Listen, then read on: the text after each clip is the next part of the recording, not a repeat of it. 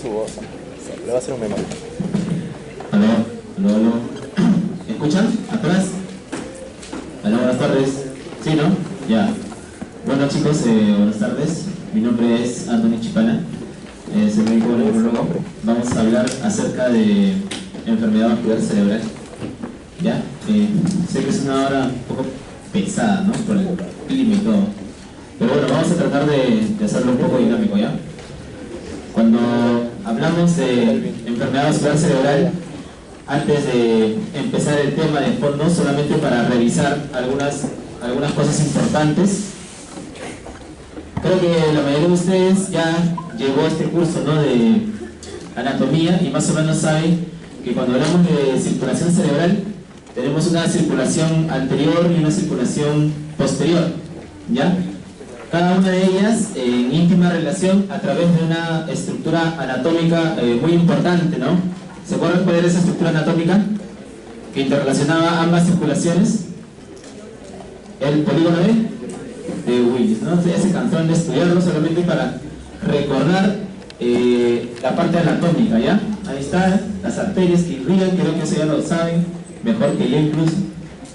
Y bueno, ahí en esa imagen se las he puesto solamente para que puedan observar esa relación, ¿no? Por ejemplo, esta arteria que va a ingresar por la base del cráneo, ¿cómo se llama? Esta de acá, que ingresa, son las carótidas internas, ¿no?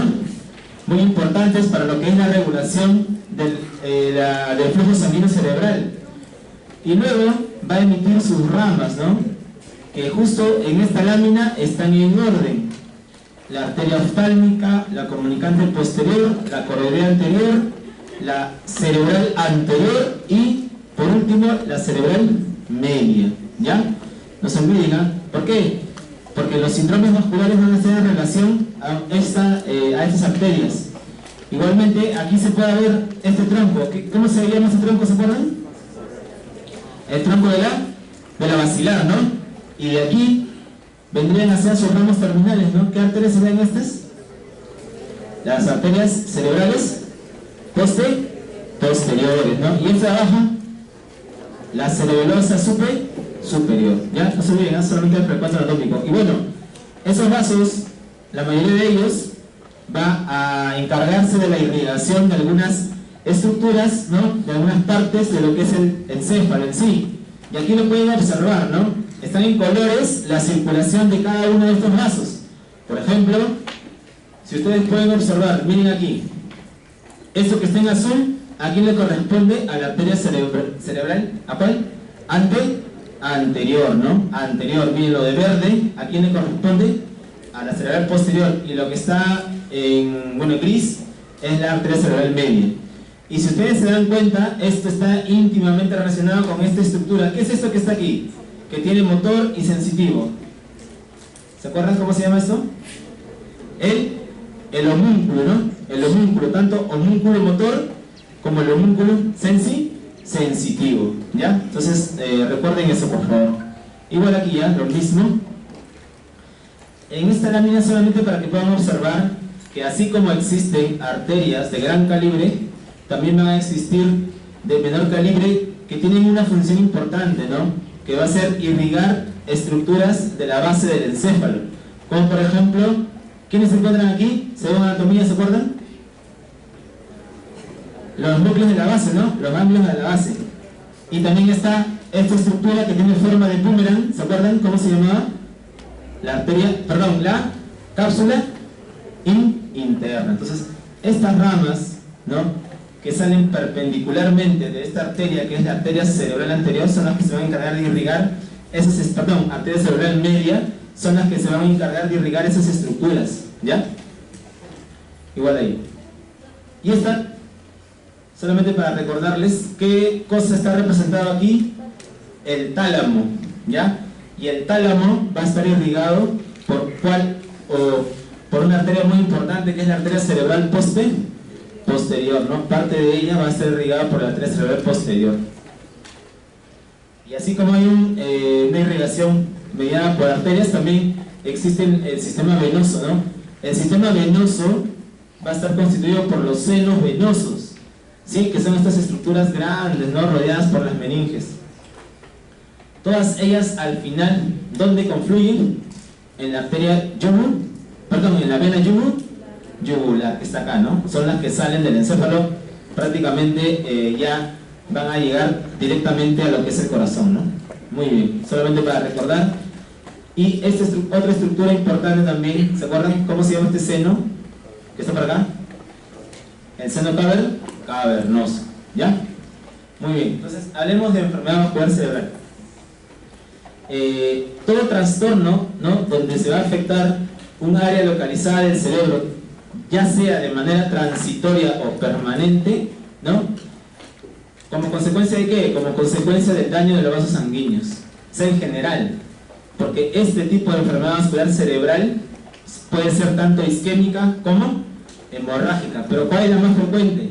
La isquemia, ¿ya? La isquemia es más frecuente.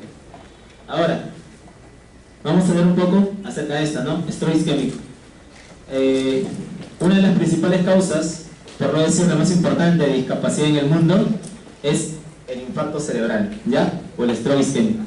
Ahora, es causa de muerte más o menos en un gran porcentaje, y la mayoría de pacientes que sobreviven a este tipo de evento vascular generalmente quedan dependientes, ¿no? O necesitan ayuda, sobre todo para caminar, ya sea apoyado en bastón o en andador, y casi 16% va a necesitar apoyo, ¿no? De un personal. Entonces, si se dan cuenta, es muy discapacitante, ¿ya? Es por eso que se tiene que dar un adecuado tratamiento y un adecuado reconocimiento de este tipo de patología. Según la OMS, la principal causa de muerte era o es la enfermedad isquémica del corazón. ¿Quién le sigue? El infarto, ¿no? El infarto cerebral, ¿ya? Hay algunos factores relacionados a esto que pueden ser modificables o no modificables. ¿Qué cosa yo no puedo modificar de un paciente? Por ejemplo, me llega un abuelito de 70 años, ¿tú crees que voy a modificar la edad? No, por la edad ya va a haber una alteración en lo que es el sistema vascular, ¿sí? Por lo tanto es un factor no modificable, ¿ya? Igualmente también la carga genética, ¿no? Porque hay algunas, por ejemplo, alteraciones genéticas que están relacionadas a las mitocondrias, o por ejemplo, algunas alteraciones relacionadas a lo que es el desórdenes de la conformación de los vasos. Esas cosas no se pueden modificar, ya son propias de cada uno de ustedes, y por ende van a favorecer que tengas accidentes cerebrovasculares, ¿no? Y los modificables, ¿quién está a la cabeza ahí? Hipertensión, ya no se olviden, ¿ah? Factor muy importante como factor que va a predisponer al paciente a infarto cerebral, ¿ya? Es la hipertensión. Y como segundo le ponen el ataque isquémico transitorio. ¿Alguno de ustedes sabe cuál es la definición de TIA? No, TIA le dicen, no TIA. No es tu tía, sino ataque isquémico transitorio. ¿Alguien sabe cómo es la definición? ¿O de qué depende esa definición? ¿Depende del tiempo? ¿Creen que depende del tiempo? Por ahí seguro alguien ha escuchado, un día es todo aquel evento que resuelve durante 24 horas, ¿no? Por ahí han escuchado esa ¿no? ¿Será cierto eso? Eso no está relacionado con el tiempo, ¿ya? Porque yo puedo tener un paciente que a simple vista parece que mueve todo bien, normal, pero le tomo una resonancia y la resonancia tiene una lesión. Entonces ya no sería un TIA, sino sería un stroke, no sería un infarto. ¿Ya? Entonces el TIA no depende del tiempo, sino depende de que no tengas una lesión en la imagen, ¿ya? Eso tiene que tenerlo en cuenta. Y el hecho de que una persona, un paciente haya hecho un TIA lo predispone o le da mayor riesgo de hacer un infarto en los 30 primeros días, ¿sí? Si por ejemplo, imagínense yo, ¿no? Con todos mis factores de riesgo, mi hipertensión, la edad, un día no puedo mover mi cuerpo derecho, pero a las horas ya lo puedo mover normal.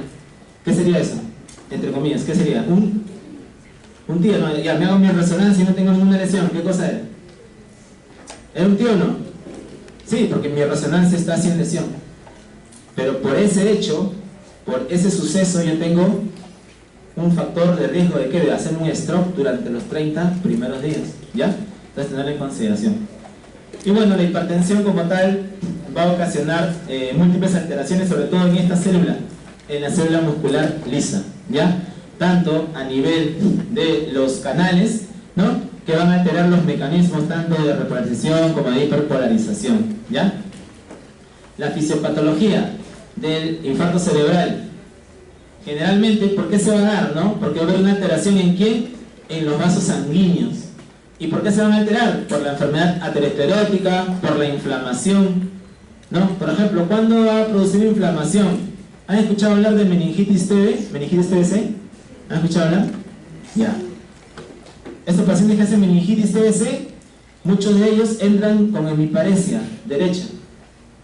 ¿Tú crees que serían tan salados de tener MEC TBC y aparte infartarse por la presión alta o por otra cosa? No, es producto de la misma enfermedad, o sea, producto de la infección por el bacilo.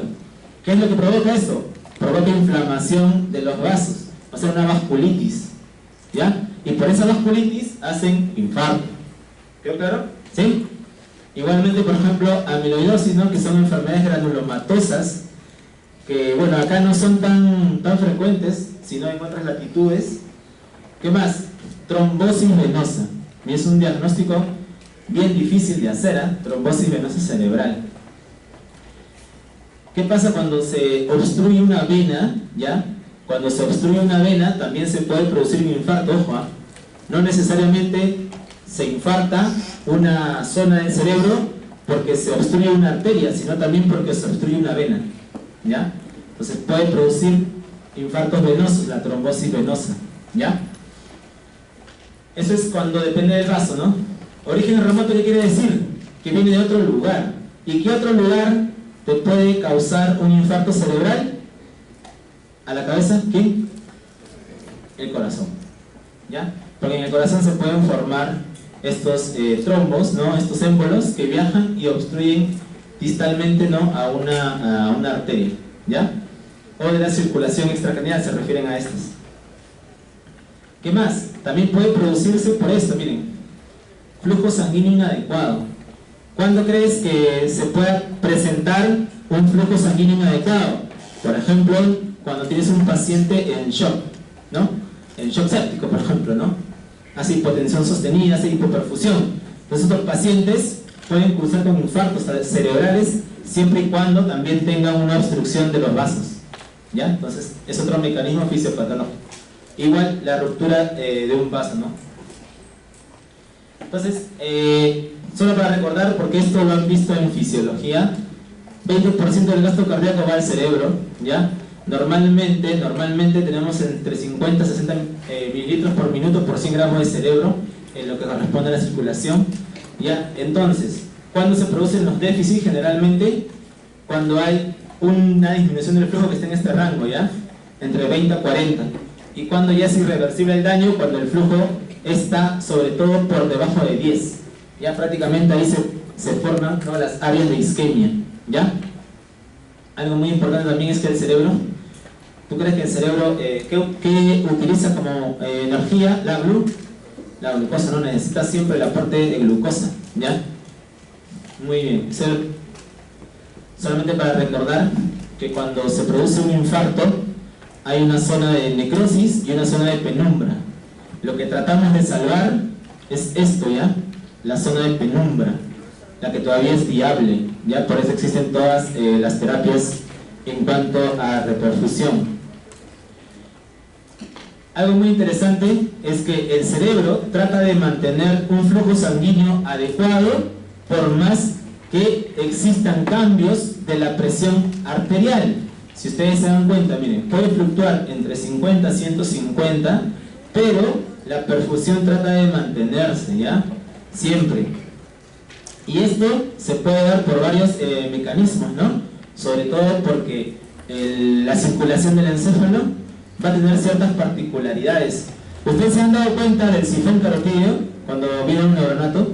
Ya, esa forma es muy peculiar para colaborar con lo que es la autorregulación cerebral, ¿ya? Igualmente la inervación del sistema simpático de los vasos del encéfalo. Entonces, eso más o menos traduce lo que les estaba diciendo, ¿no?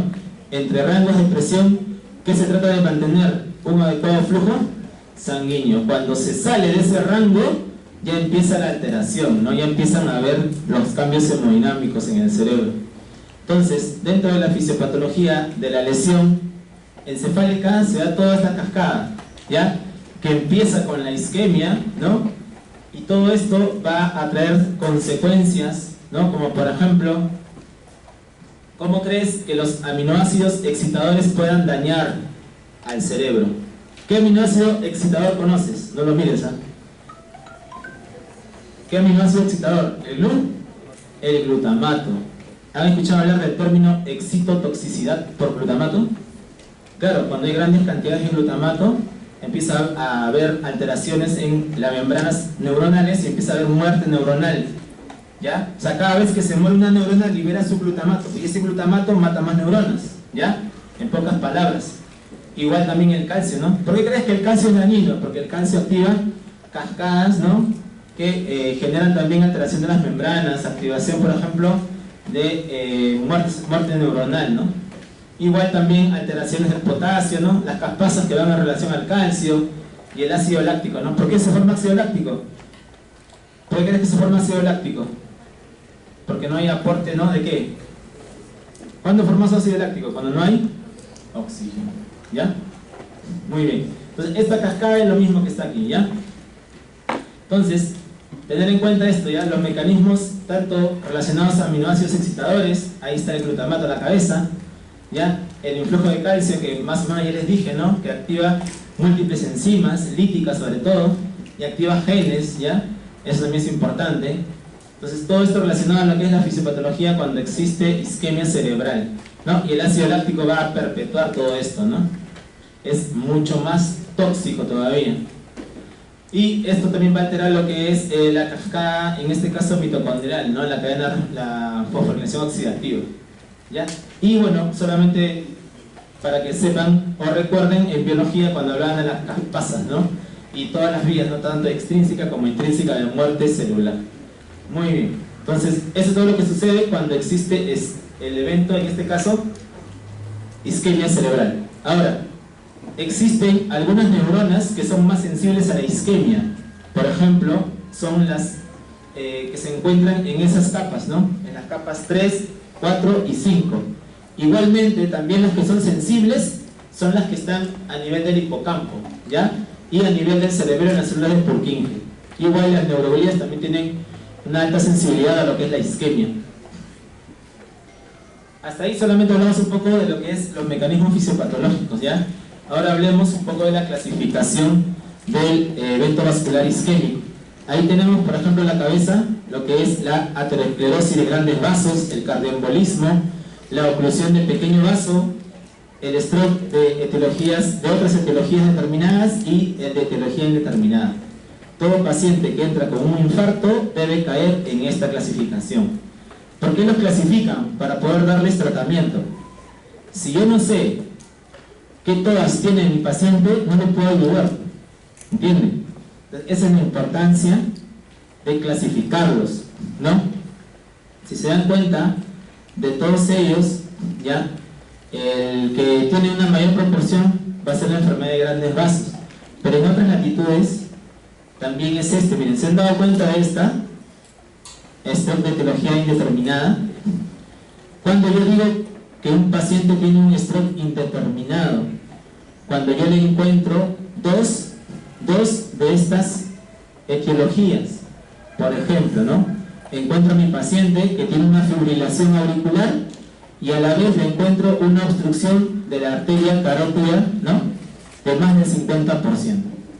Entonces, los dos fenómenos me pueden explicar el evento isquémico que ha tenido, pero yo no puedo dilucidar cuál de los dos fue el que le causó el evento. Como tengo dos causas, ¿dónde entra? Aquí, en stroke de causa indeterminada, ¿ya? ¿Quién más entra en esta clasificación? Aquel paciente que yo le hago todo el estudio, pero no le encuentro la causa. O sea, yo completo su estudio, pero no encuentro cuál fue el motivo por el cual se infartó. Entra en esta clasificación, ¿ya?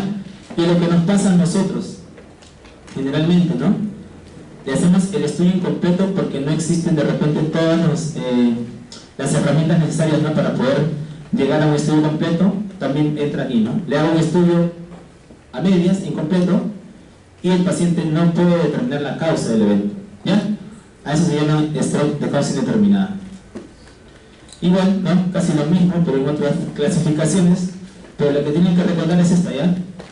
Miren, ¿desde cuándo? Desde el 93, y eso sigue vigente, ¿ya? Esta clasificación. Muy bien, entonces, hablemos un poco de la enfermedad de grandes vasos. ¿Por qué le llaman de grandes vasos? Porque el mecanismo fisiopatológico involucrado, ¿cuál es? La ateroesclerosis, ¿ya? La aterosclerosis. En este caso, vamos a tener a pacientes que tienen generalmente mayores de 50 años, ¿ya? ¿Qué más? Tienen factores de riesgo. ¿Qué factor de riesgo hablamos hace rato? Hipertensión, ¿no? A la cabeza. Ahí está hipertensión a la cabeza. Está diabetes también, el tabaco, la obesidad. ¿Qué más? ¿Se acuerdan qué más dijimos? Que si yo tenía un tía, tenía riesgo también, ¿no? Ya igualmente también, ¿ya?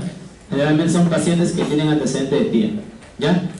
Y la aterosclerosis puede ser tanto de vasos extracraneales como de vasos intracraneales. Entonces, aquí por ejemplo, este vaso, ¿cuál sería? ¿Extra o intracraneal? Este sería un vaso extracraneal, ¿ya? Entonces, aquí se forma la placa, si se dan cuenta, se forma un trombo, y este trombo es el que se lisa y viaja y se enclava en lo más distal y produce el evento isquémico. O sea, no piensen que aquí se tapa y va, todo se infarta, no, ese sería un infarto maligno. Lo que pasa es que se forma el trombo aquí y ese trombo se desprende y viaja. Ese mecanismo se llama embolismo arterio-arterial. ¿Ya? ¿Se olviden, no? Miren acá, por ejemplo. Así, al ojo. ¿Qué vaso está involucrado ahí?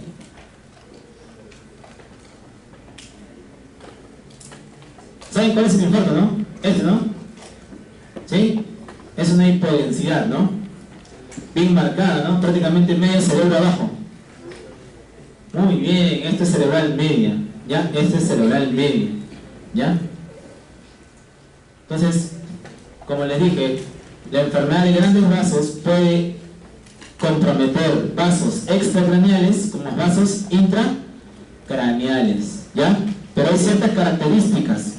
Por ejemplo, extracraneal, ¿quién se compromete? El bulbo carotidio, lo que vimos aquí, el bulbo carotidio, ¿ya? Generalmente es en varones asociado a hiperlipidemia y de raza caucásica, generalmente. En cambio, la ateromatosis intracraneal, ahí entramos nosotros, ¿no? Hispanos, ¿no? Raza negra y asiáticos. Ahí entramos nosotros, ¿ya?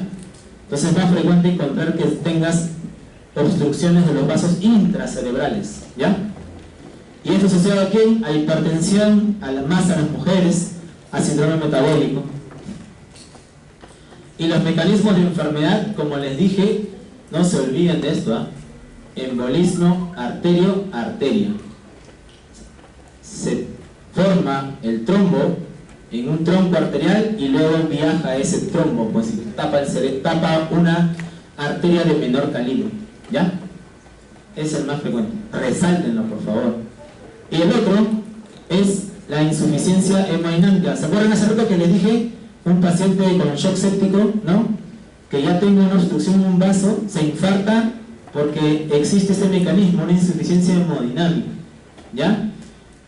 Y estos tipos de infartos se llaman infartos limítrofes, ¿ya? Infartos limítrofes o Watershed.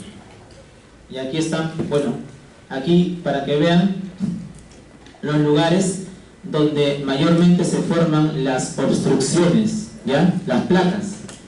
Y ahí están, ¿no? El bulbo carotidio en primer lugar, el sifón, ¿no? ¿Estas qué arterias eran? Las cerebrales posteriores, el tronco, ¿no? De la basilar. ¿Estas quiénes son? Las vertebrales, ¿no? Esos lugares, los moraditos, son los lugares donde se pueden formar mayormente las placas, ¿ya? Y este examen solamente nos ayuda, ¿no? El Doppler, ¿no? A poder ver dónde está, ¿no? Por ejemplo, acá está, ¿no? Un trombito. Y, por ejemplo, miren, ¿ven este triangulito aquí y este triangulito acá? ¿Ven? Ya, este tipo de infarto es el que se denomina infarto limítrofe. ¿Por qué limítrofe? Miren en esta lámina. Lo de amarillo es circulación de ACM, lo de rojo es circulación de arteria cerebral anterior y lo de verde es de arteria cerebral posterior. ¿Por qué se llama limítrofe? Porque está en el límite de dos circulaciones, miren, aquí y aquí. ¿Ya? Y ahí están. Entonces hablamos de la enfermedad de grandes vasos. Ya, hasta ahí algunas cosas importantes de cada uno de ellos. Ahora hablemos de la de pequeño vaso. ¿Por qué se llama pequeño vaso? Porque el afectado, ¿no? Generalmente son vasos muy pequeños, entre 50 a 250 micrómetros. Generalmente, ¿dónde están? En la ACM son las lentículas estriadas. Dependientes de ACP son las tálamos perforantes, ¿ya? Y las penetrantes y paramedianas de la basilar. En estos lugares se van a producir la enfermedad de pequeño vaso, ¿ya? Entonces tengan en consideración estos lugares, ¿ya? Donde están. Y algo muy importante es que aquí no hay colaterales, o sea, la arteria que te irriga, la cápsula es la única. O sea, si tú te infartas ahí ya fuiste, ya fue tu cápsula ya. A diferencia de la corteza, en la corteza sí hay colaterales, ¿ya? Sí hay colaterales, por eso que muchos pacientes recuperan por sus colaterales, ¿ya? Entonces, un infarto lacunar, ¿cómo se define? Como aquel que mide menos de 15 milímetros, ¿ya? Es un infarto lacunar. No se olviden, ¿eh? 15 milímetros, infarto lacunar. ¿Qué más? Ya saben que es una arteria perforante, ¿no? Del pequeño vaso, y aquí se forman los síndromes lacunares clásicos. ¿Cuáles son los síndromes lacunares clásicos? ¿Alguien sabe? Puedo tener un lacunar que solamente me compromete la parte motora, ¿ya? Motor puro se llama ese. Puedo tener un sensitivo puro. Puedo tener un mixto de los dos, motor y sensitivo. Puedo tener uno que se llama hemiparesia ataxia. Tengo hemiparesia y ataxia del mismo lado. Y el otro, el quinto, es disartria manotorpe, ¿ya? Son los 5.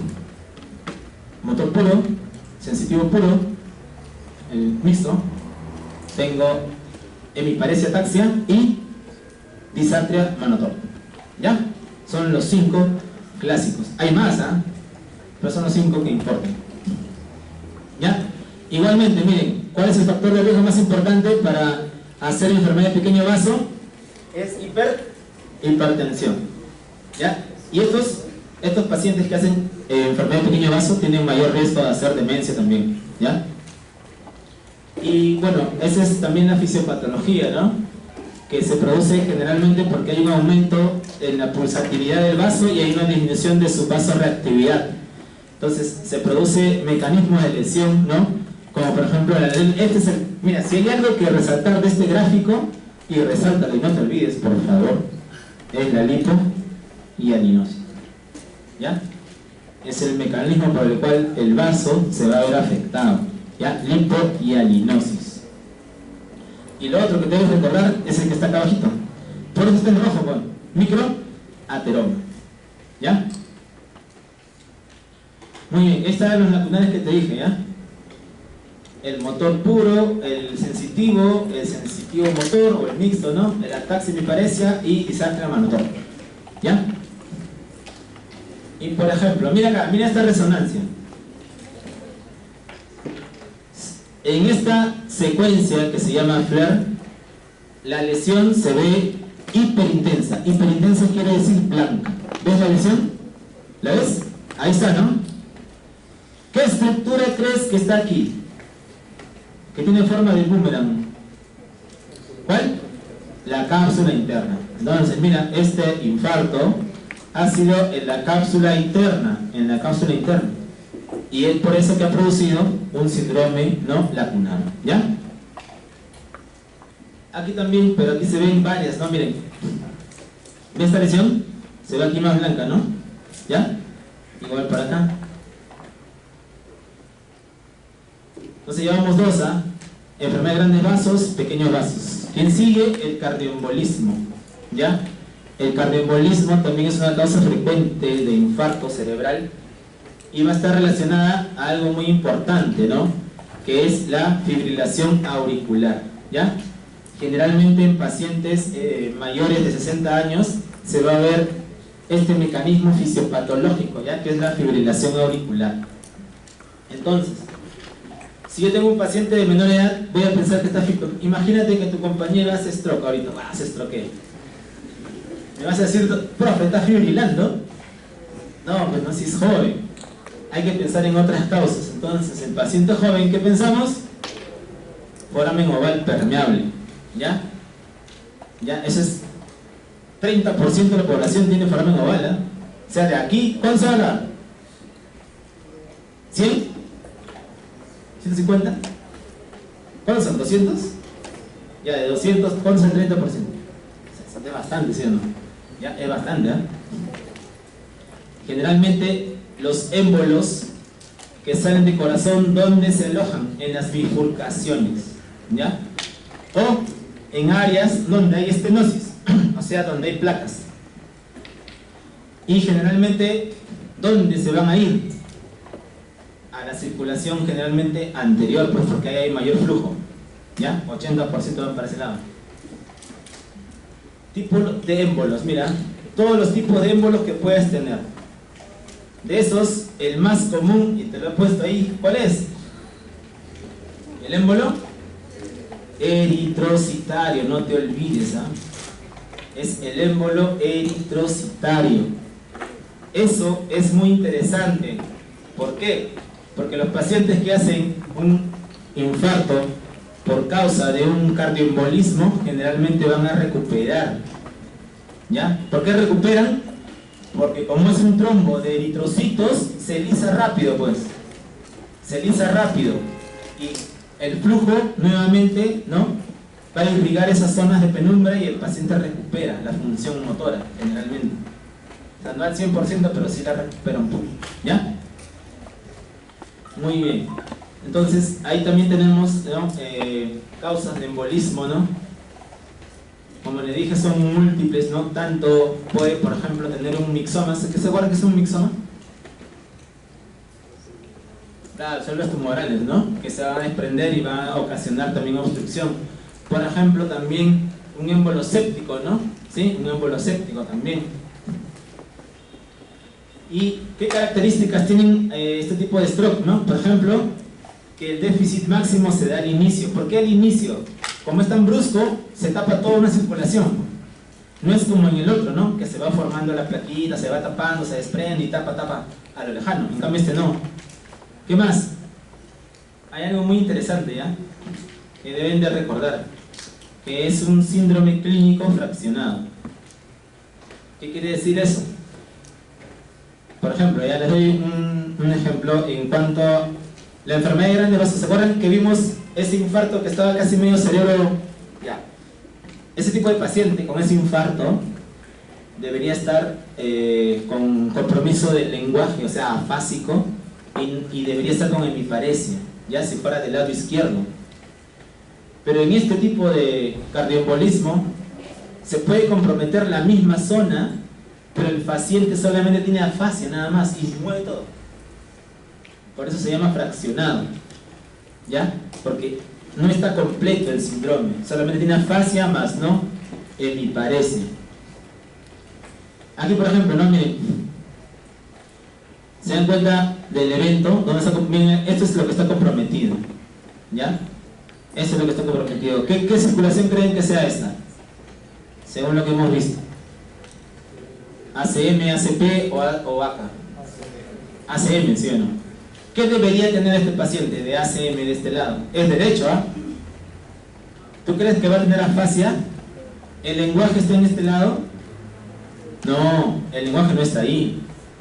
¿Dónde está la función del lenguaje? La función del lenguaje está en el izquierdo, claro. Entonces, ¿qué tendría este paciente? algo muy particular, ¿ya? Que se denomina anosognosia, no se ríen, ¿no? Así se llama, anosognosia. ¿Qué es la anosognosia? ¿Alguien sabe? ¿Quiere llevar fisiología conmigo? Creo que veo caras conocidas, ¿no? Tú has llevado fisiología conmigo, ¿no? Ya tú diles, pues, ¿qué es anosognosia? Es la incapacidad, muy bien, es la incapacidad para reconocer el déficit. El abuelo no puede mover medio cuerpo, pero le preguntas, abuelito, ¿puedes mover todo? Sí, yo muevo todo, doctor. No reconoce su déficit, ¿ya? A eso se llama anosognosia. ¿Qué más va a tener este pacientito? Puede tener heminegligencia, ¿ya? ¿Qué es una heminegligencia? Es un déficit de atención. No le pone atención a su lado izquierdo. O sea, para él no existe este lado izquierdo. No le presta atención. ¿Y cómo te das cuenta? Porque le levantas la mano, su mano, y le preguntas, Señor, ¿de quién es esta mano? Y no te responde. No te responde porque no la ve, no quiere verla, no le presta atención a ese lado izquierdo. ¿Ya? A eso se llama heminegligencia. Y mira, ¿qué le pasó? Mira, este mismo infarto, mira qué le pasó. ¿Qué crees que es eso? Blanquito. ¿Ustedes saben por qué le tomamos tomografía a un paciente con sospecha de infarto? ¿Por qué creen que a todo paciente que entra con una hemiparesia, que entra afásico, que entra bisártrico, le toman una tomografía? ¿Por qué creen? ¿Tú crees que quieran ver el infarto? ¿Tú crees que el infarto se ve así a la hora, a los minutos? No, el infarto recién pinta pasadas las 24 horas. En promedio, pasadas las 24 horas recién se ve una hipodensidad. Entonces, ¿por qué le pido? Pues si el paciente viene con una hora, ¿por qué le pido la tomografía? A ver, ¿quién me dice? ¿Esta es la respuesta? Porque quiero ver si es sangre. Porque la sangre también me puede dar lo mismo. Si el paciente sangra, también puede presentar lo mismo. Por eso yo le pido, por la sangre. ¿Ya? Y este paciente, mira, se ha convertido. Y esa es otra característica importante de este tipo de infarto. Cuando hay cardioembolismo, muchos de los infartos por cardioembolismo cursan ¿con qué? Con sangrado, ¿ya? Con conversión hemorrágica. ¿Ya? No te olvides, ¿eh? Cardioembolismo cursa con conversión hemorrágica. Entonces, acabamos cardioembolismo, vamos a hablar acerca de otras causas determinadas, como por ejemplo, ¿cuáles? Hay algo, mira, te cuento el caso para que se te quede. Imagínate que tú estás en tu pichanga, todos juegan pichanga, ¿no? La mayoría, ¿no? Vas a tu pichanga y por ahí te mandan un centro, saltas, cabeceas, te caes al suelo porque ¿no? Te dieron ahí en el cuello, como el codo, tu amigo, ¿no? Te caes a la losa y de pronto ya no puedes mover pues el lado izquierdo. ¿Qué pasó? Trauma vertebral, medular, shock. ¿Qué crees que pasó? Y es atlético, como todos están, ¿no? Van al gimnasio 24 horas al día. ¿Qué crees que pasó? ¿Por qué después de ese codazo en el cuello, tu amigo ya no puede mover la mitad de su cuerpo? Pasó camina. Pacientes que tienen alteraciones vasculares, como disecciones arteriales, que se van a manifestar con traumatismo. O sea, tú estás bacán, mientras no te pase nada, estás chévere, pero por ahí te da un codazo, un traumatismo, se diseca ese brazo y se forma pues una obstrucción. ¡Ay, te infarto! ¿Ya? ¿Qué más? Displasia fibromuscular, ¿no? Igual también alteración vascular, vasculitis, ¿no? En enfermedades autoinmunes pueden haber vasculitis, tacayazo, ¿no? Ya por ahí he escuchado hablar de repente de eso. Disección carotida la más frecuente, y miren, es en jóvenes, ¿ah? Por eso les puse el ejemplo, ¿no? Nunca se olviden, ¿eh? Si les pasa ya saben qué cosa es atoque. Disección carotida. ¿Ya? Y siempre tiene que ver relacionado a trauma, con traumatismo, ¿no? Si quieren hacer la prueba, ¿no? Dense codazos en el cuello a ver quién se infarta. ¿ya? Y otras causas determinadas, ¿no? Ahí, por ejemplo, ¿no? Pacientes con fibrodisplasias musculares, ¿ya? Y esta es otra enfermedad importante que por ahí se ve, sobre todo en pacientes pediátricos, ¿ya? Que es CADASIL, ¿ya? Es una arteriopatía cerebral autosómica dominante con infartos subcorticales y leucoencefalopatía. Pregunta fija del examen, ¿ya? No, mentira, solamente para que conozcan, ¿ya? Que existe, ¿ya? Que existe CADASIL. Y hay muchas más, ¿ya? Entonces, por ejemplo, migrañas, ¿no? Algunas migrañas también cursan con, ¿no? Con hemiparesia, ¿ya? Tengan cuidado, chicas. Y otras también, por ejemplo, las migrañas con ahora que les había mencionado, ¿ya? Generalmente estos son en mujeres, ¿ya? Y generalmente hay una asociación con niveles incrementados de homocisteína. Igual acá, miren, todas esas áreas blanquitas que ven aquí son infartos, ¿ya? Y hay fibrodisplasia. Miren cómo está. ¿Ven este vaso? Medio raro, ¿no? Tiene una forma como rosarios, ¿no? Ya eso es típico de la fibrodisplasia. Muy bien. Entonces, ya hablamos de todas. Hablemos de los síndromes, así de manera rápida y sintética. Tenemos circulación anterior, que es el sistema carotídeo, circulación posterior, que es el vértebro basilar. Aquí está la ACA,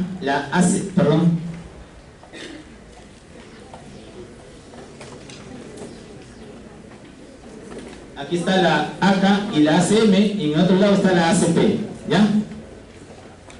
Hablemos de la ACA. Cuando yo tengo compromiso de la arteria cerebral anterior, ¿se acuerdan el homúnculo que vimos? La ACA, ¿qué cosa va a irrigar? Va a irrigar la pierna del homúnculo. Por lo tanto, el paciente que tiene una hemiparesia, pero a predominio crural, ¿ya? La pierna, más que todo. ¿Qué más? Va a cursar con esto, mira, abulia, mutismo, son por compromiso del lóbulo frontal, que se encarga de eso. Va a tener incontinencia urinaria por compromiso del lobulillo cuadrangular, ¿ya? Acuérdate que la micción no solo depende de la médula, sino también del cerebro. Es por eso que no te orinas acá, pues. ¿O alguno de ustedes ya se orinó? No, pues ¿quién lo controla? Arriba, ¿no? ¿Sí? Por eso que cuando vas al baño recién sale la orden. Entonces hay pacientes, sobre todo los de infartos de ACA, que por más que tienen digamos, la distensión de la vejiga y le está informando al sistema nervioso, quieren mandar la orden de la micción, ¿no? Para la contracción, pero no pueden por el déficit, ¿ya? Y hay desviación de la mirada. ¿Por qué hay desviación de la mirada? Hay un área en la región frontal, que es el área 8 de Brodmann, ¿ya? Que se encarga de la mirada conjugada. Por ejemplo, imagínate, ¿ya? Mi lado derecho, frontal 8 derecho, se encarga de que yo mire hacia la izquierda. Entonces, es al revés. El lado derecho hace que yo mire a la izquierda. Y el lado izquierdo hace que yo mire a la derecha. ¿Está claro? Entonces, si yo me infarto, imagínate, ya yo me infarté, mi frontal 8, dependiente de la ACA. Por lo tanto, ¿tú crees que va a haber alguien que me haga mirar hacia el otro lado? Ya no, pues, porque es encargado, ¿quién queda sano? Este lado. ¿Y qué hace este lado? Hace que yo mire allá. Por eso que el paciente puede venir con la mirada desviada hacia la lesión, ¿no? Por eso siempre he escuchado, el paciente mira su lesión. ¿Ya? ¿Está claro eso? ¿Sí? Área 8 de Brodmann. ¿Ya? No se olvida, 8 de Brodmann. Muy bien. ACA, esta es una ACA, ya es un típico ACA. Y hoy día justo, viniendo para acá, vi a una paciente que entraba a la emergencia con una ACA. Tenía un día que no movía la pierna, y cuando me acerco le hice la pregunta: señora, ¿puedes orinar? Quiero, pero no puedo. O sea, así, textual, me dijo, quiero orinar, pero no puedo, doctor. Me han tenido que poner una sondita para yo recién poder orinar. Y hace 2 días orinabas normal, sí, yo orinaba normal. ¿Ya? Entonces, así rápidamente la vi, muy probable que sea un ACA. Y ahí está, ¿ves? Territorio de acá. Una ACM. Una ACM, aquí creo que no lo he partido, pero mejor lo partimos, ¿ya? Eso sí, cópialo porque no está ahí. Vamos a partirlo de la siguiente manera, ¿ya? Una AK izquierda, perdón, una ACM izquierda y una ACM derecha. Son distintas.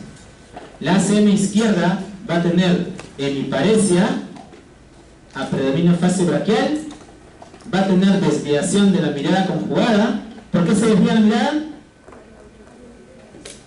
¿Por alteración de qué área? 8, no se olviden, ¿eh? Tiene hemianestesia o hipoestesia. ¿Qué es estesia? Sensibilidad, ¿no? La parte sensitiva. ¿Qué es esto? Hemianopsia homónima. Quiere decir que yo tengo una alteración del campo visual, pero del mismo lado. ¿Ya? Generalmente yo no veo, de este ojo, yo no veo mi campo temporal, y de este ojo no veo el campo nasal. Eso es una hemianopsia homónima. ¿Ya? Y tiene afasia, ese es el dominante. Dominante quiere decir cuando yo tengo un infarto del lado izquierdo. ¿Ya? Cuando yo tengo del lado derecho, es todo lo mismo, pero ¿qué se agrega a esto? Mira. Heminegligencia, lo que te dije hace rato. ¿Ya? Heminegligencia. ¿Y qué más le podemos agregar ahí? ¿Que quiero que sea borrado? No, ¿cómo que? Anosognosia, pues, anosognosia. ¿Ya? Se encarga anosognosia. Y esa es una ACM, mira. ¿Ya? La ACP. ¿Qué tiene una ACP? Tiene hemianopsia o cuadrantonopsia. Con respecto macular. ¿Qué es la mácula? ¿Se acuerdan qué es la mácula? ¿Se acuerdan? ¿Qué es la mácula? No se acuerdan, ¿no? La mácula es el centro, ¿no? ¿Se acuerdan que en el centro hay una manchita y en el centro de la manchita la fovea? Ya, esa es la mácula. ¿Qué pasa ahí? Puede haber déficit sensitivo, alucinaciones visuales. Y aquí también, si es el hemisferio dominante, hay alexia con o sin agrafia. ¿Qué quiere decir eso? Alexia con o sin agrafia. Alexia es que es la incapacidad para qué. Muy bien. ¿Y agrafia? Muy bien. ¿Ya? ¿Por qué? Porque el lóbulo occipital, ¿ya?, se encarga de eso, pues de leer y a la vez también de escribir al momento que sale, al momento que tú ves, dibujas la letra. Por eso puede haber este compromiso, porque se puede comprometer también lo que es el cuerpo calloso. Y si es no dominante, se puede dar prosopagnosia. ¿Qué es prosopagnosia?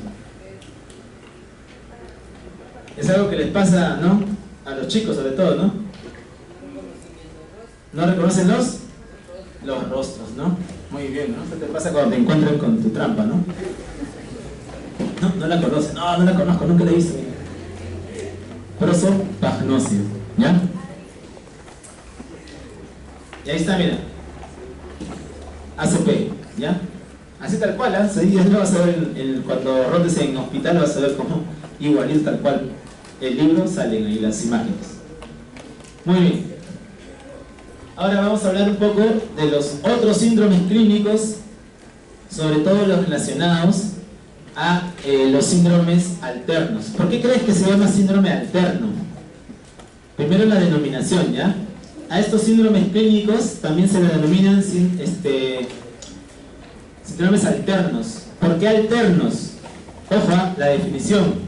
Tengo par craneal, compromiso de par craneal de un lado, y tengo compromiso de una vía larga, ya sea motora, ya sea ataxia o sensibilidad, del lado contralateral. Por eso se llama alterno. De un lado par craneal y del otro compromiso de una vía larga, ¿no?, motora, sensitiva o ataxia, ¿no? Entonces por eso se llaman alternos. Entonces empezamos. El bulbo es la parte más próxima a la médula, ¿no? Sí, el bulbo raquídeo, ¿se acuerdan? Entonces, El bulbo lo voy a dividir en lateral y en medial. Mejor no vamos a la imagen, ya, pues si se van a rayar ahí. Y ahí está, mira, es un bulbo. ¿Ya? Lo divido. Lateral y medial. ¿Ya? Lateral y medial. ¿Está claro? ¿Sí? Ahí está el gráfico, ¿eh? Está con colores, está. Medial y lateral.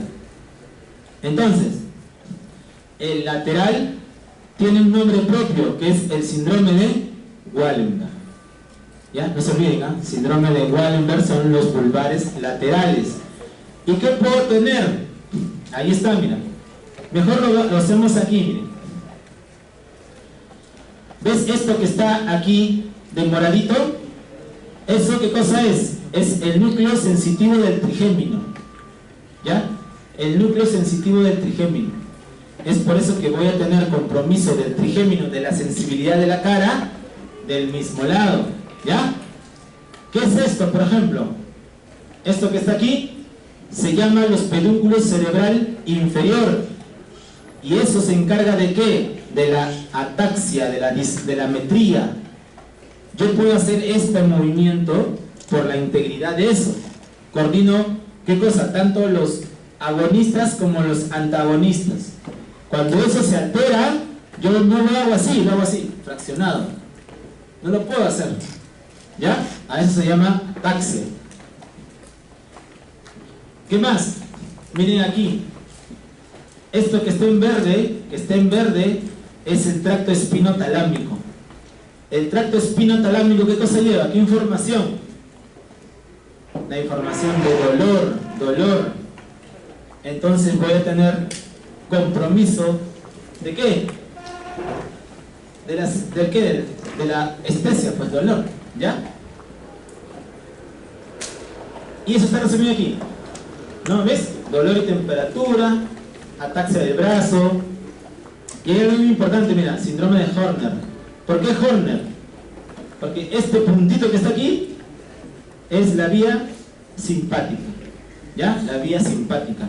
¿Y qué era el síndrome de Horner? Si no te acuerdas, aquí está. Caída del párpado, anhidrosis, ¿no? Y miosis. Eso es síndrome de Horner. ¿Ya?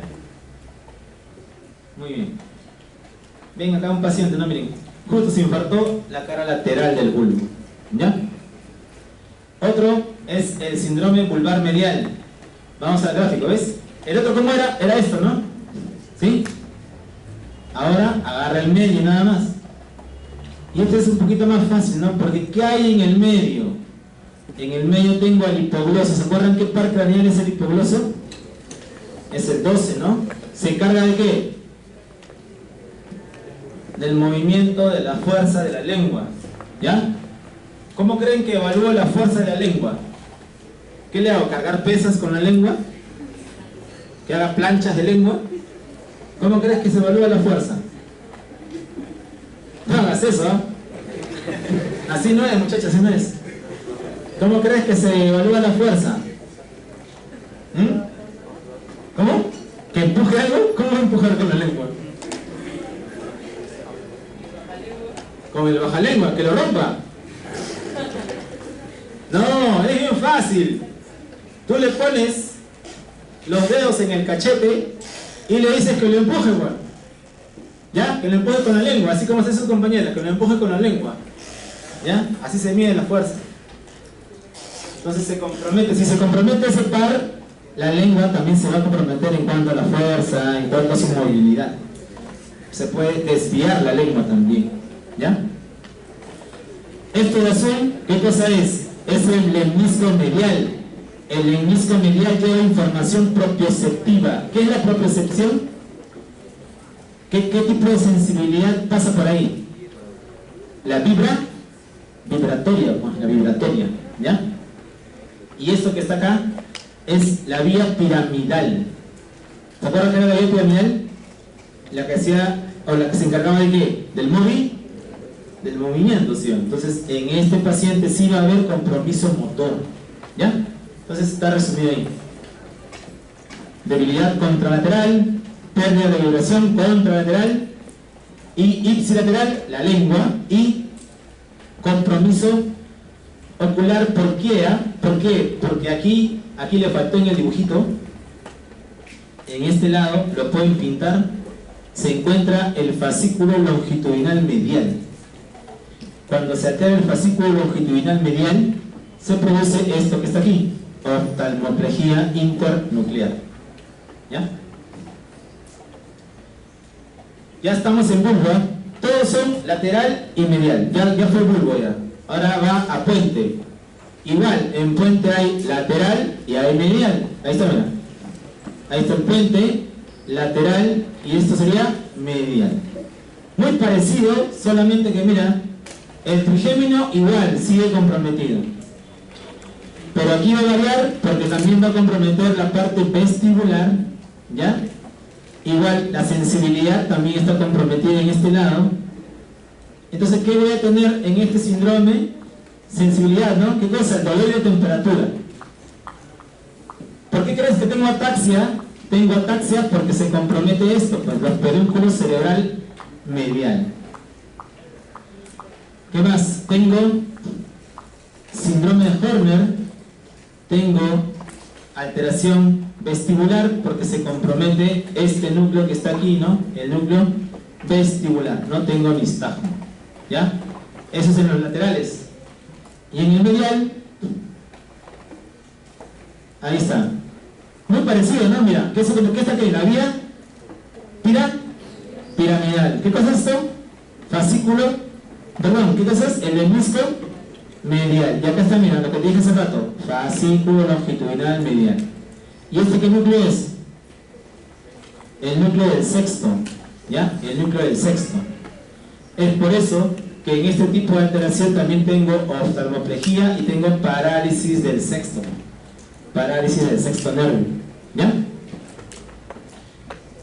Pero acá hay algo interesante, mira. En el puente pasa algo importante. Que hay personas que pueden sufrir alteración solamente de esta parte de adelante. ¿Qué quiere decir? Que el paciente puede sentir todo, ¿eh? Pero no se puede mover.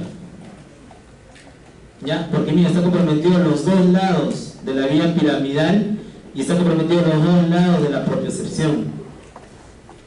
¿Sí? O sea, el paciente siente dolor, siente la temperatura, te ve, mueve los ojos, pero no se mueve, bueno.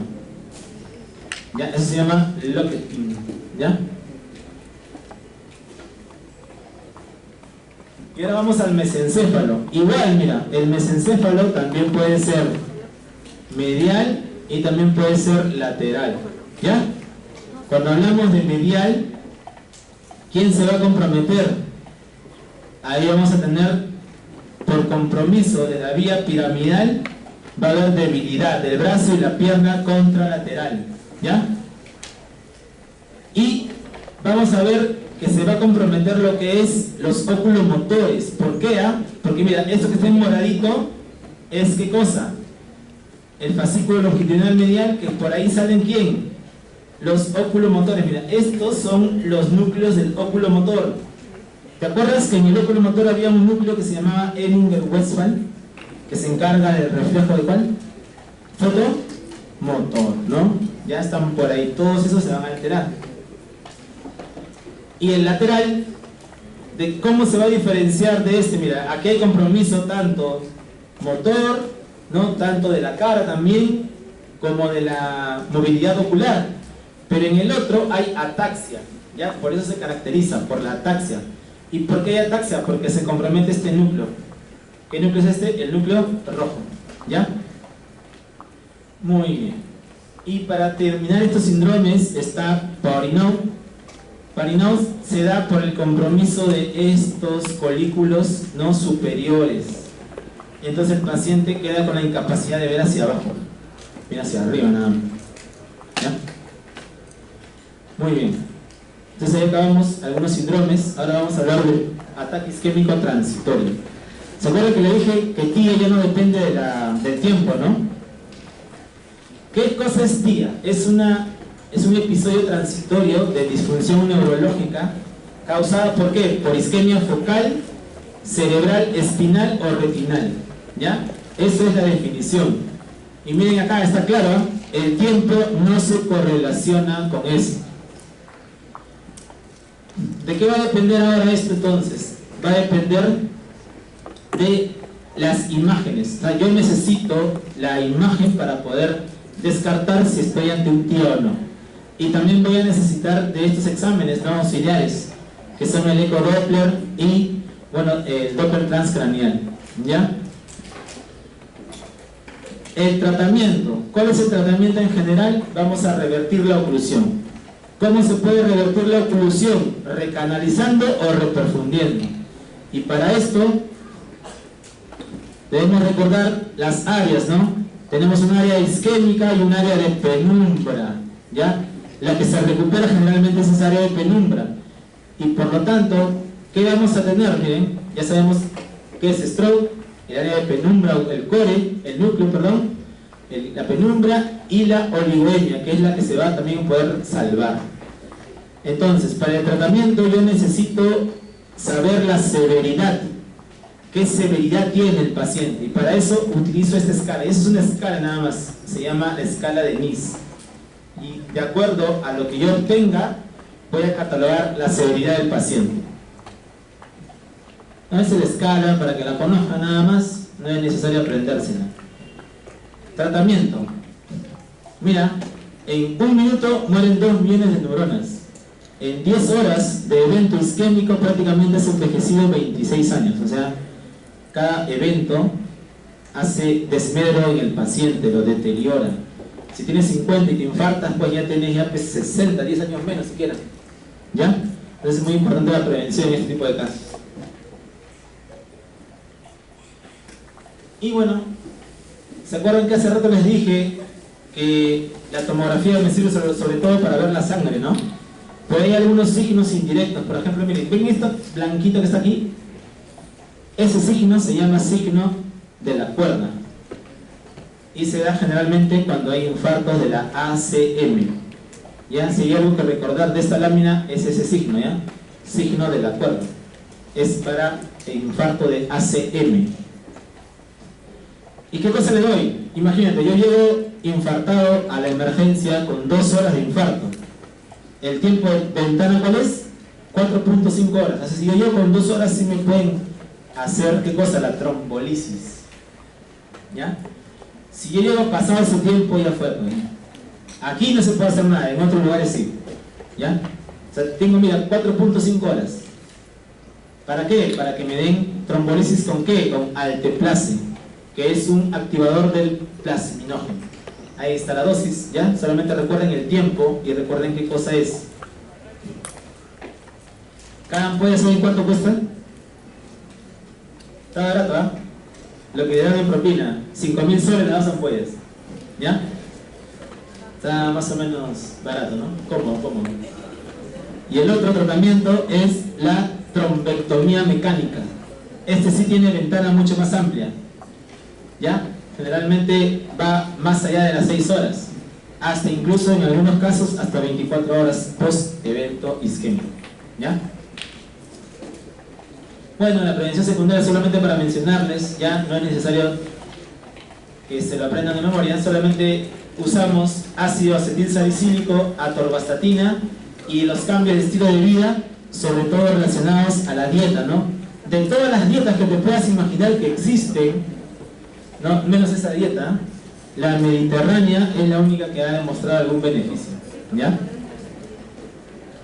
Hablemos un poquito de hemorragia para acabar. La hemorragia intracerebral. Generalmente esta va a ser asociado a también un factor de riesgo. ¿Qué factor de riesgo hablamos hace rato? La hipertensión. Ya, aquí también está metido la hipertensión. Este tiene mayor mortalidad que la isquemia, ojo, tiene mayor mortalidad que la isquemia, ¿ya? Y es más frecuente que las hemorragias subaracnoideas.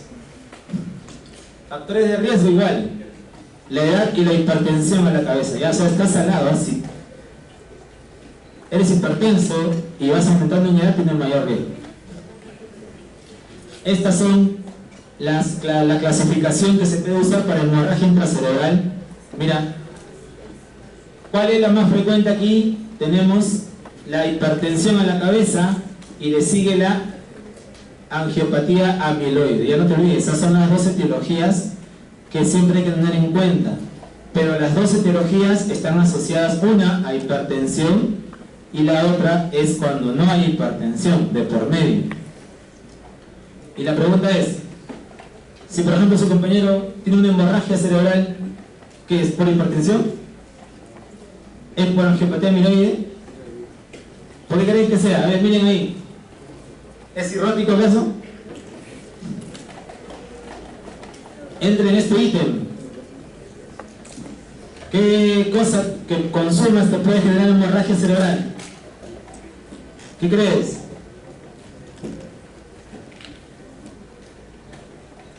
¿Con? La coca, pues, ¿no? Eso te puede generar sangrado.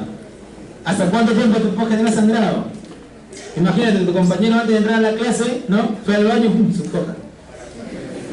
Viene aquí y ¡ay, mi parecia!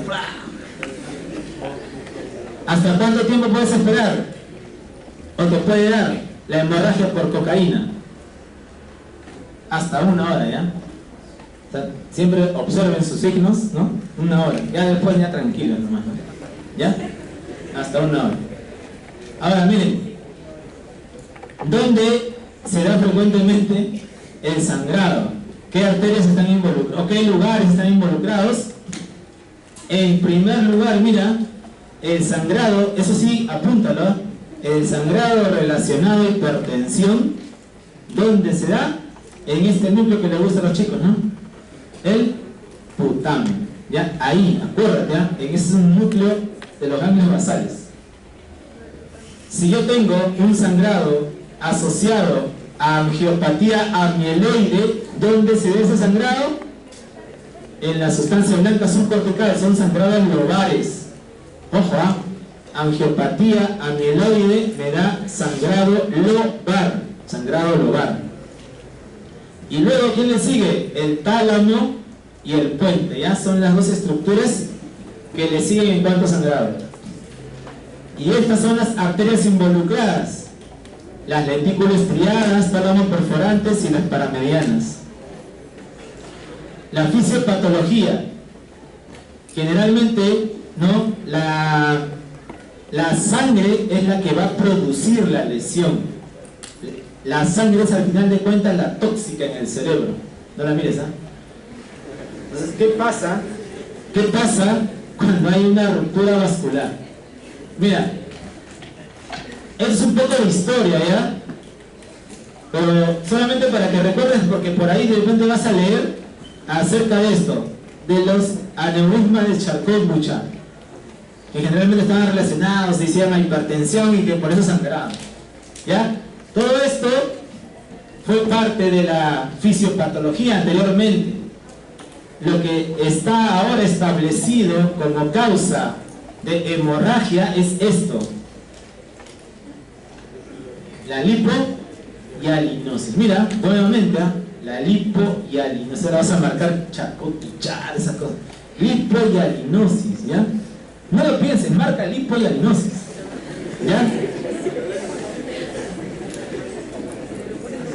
Y algo muy importante, no quiero dar, pero le pongo todo y marcan Charcot-Bouchard. Lipohialinosis, ¿ya? Lo que te pregunten, lipohialinosis. Mira, algo muy importante es esto: la expansión del hematoma. ¿Por qué? Mira, se puede expandir hasta 6 horas en un paciente normal, común y silvestre. Y se puede expandir hasta 24 horas en alguien que está anticoagulado. Eso hay que tener en consideración. Si por ejemplo yo entré con mi sangradito de 10 milímetros, hasta 6 horas eso puede crecer. Cuanto más crezca, más mortalidad, ¿ya? Y algo muy interesante, mira, a las 72 horas pasa esto. Y siempre pasa, ¿no? Cuando seas interno y te tengas tu paciente con hemorragia ahí en tu servicio, ¿no? Te vas a asustar porque a los 3 días tu paciente decae el Glasgow. Interconsulta neuro, ¿no? El paciente está con alteración de Glasgow, que entra a sala de cirugía, ¿no? Y te olvidas de la fisiopatología, ¿no? Que a las 72 horas el paciente puede entrar en decaimiento del Glasgow porque hay, ¿qué cosa? El pico del edema. ¿sí? Por ese edema el paciente se puede tornar con alteración de la conciencia. Y hay un único signo muy importante que es esto, el spot sign, que te ayuda a predecir la expansión del hematoma. ¿Ya? Lo único que quiero que te acuerdes. Y ahí está, mira. ¿Ves este sangrado? ¿Ya? Y mira, le hacen la prueba que es con un angiotem. ¿Ves este puntito que está aquí? Mira, aquí hay un puntito, ¿no? Por ese puntito se llama signo del punto, spot sign. ¿Ya? Y mira, a las horas, ¿cómo está? Creció el hematoma. O sea, si yo encuentro ese signo del punto, es mal predictor. ¿Ya? Va a seguir sangrando. Y ese es el volumen del hematoma. ¿Ya? Se mide generalmente usando esta formulita. Y aquí nos vamos a quedar porque creo que ya va a acabar. El resto lo continuamos. Nos faltan unas cuantas nada más. ¿Por qué se produce el daño? Generalmente, creo que me parece, creo. El daño se va a producir en primer lugar por la expansión del hematoma. En segundo lugar, por las cascadas que se activan por la sangre. Y acuérdate que los glóbulos rojos, ¿qué es lo que contienen? Hemoglobina. Y la hemoglobina también conforma todos estos mecanismos tóxicos que van a generar muerte tanto neuronal como glial. ¿Ya? Entonces ahí le vamos a dejar la siguiente, completamos lo que falta, ¿ya?